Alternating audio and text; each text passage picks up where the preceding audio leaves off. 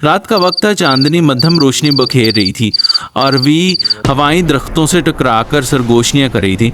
गांव के कोने पर एक वीरान हवेली खड़ी थी जिसके बारे में कई दास्तानें मशहूर थी। लोग कहते थे कि वहां जो भी गया वापस ना आया, मगर किसी के पास कोई सबूत ना था। रजवान, जो एक नौजवान सहाफ़ी था, सनसनीखेज कहानियों की तलाश में रहता था।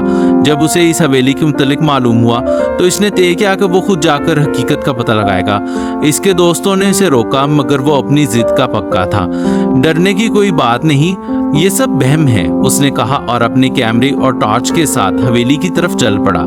हवेली के बड़े दरवाजे को धकेलते ही जंग आलूदा आवाज गूंजी। अंदर हर तरफ धूल और मुकड़ियों के जाले थे। दीवारों पर पुरानी तस्वीरें लगी थी जिनके चेहरे धुंधले हो चुके थे। अचानक उसे एक हल्की सी आहट सुनाई दी। वो मुड़ा, मगर वहां कुछ न था। वह चलता रहा और अचानक एक पुराना लकड़ी का दरवाजा नजर आया।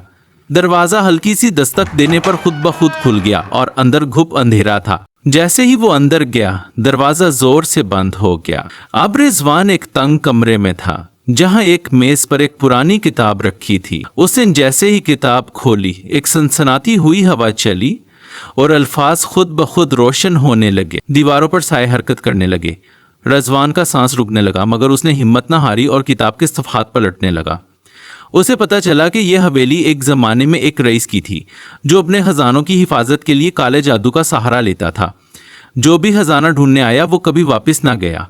अचानक एक भयानक कहकहा गूंजा और एक साया सामने आया। तुम यहाँ क्यों आए हो? एक भारी आवाज सुनाई दी। रजवान के हाथ पैर ठंडे पड़ गए, मगर उसने हिम्मत करके पूछा, ये किताब क्या कहती है? साया हंसा और कहा, ये वो राज है जिसे जानकर कोई जिंदा नहीं बचता। रजवान ने एक लम्हे की ताखीर किए बगैर भागने की कोशिश की, मगर दरवाजा बंद हो चुका था। अचानक किताब के अल्फाज दोबारा चमकने लगे और दरवाजा खुद ब खुद खुल गया। वो तेजी से बाहर भागा और हवेली के दरवाजे से निकलते ही जमीन पर गिर पड़ा।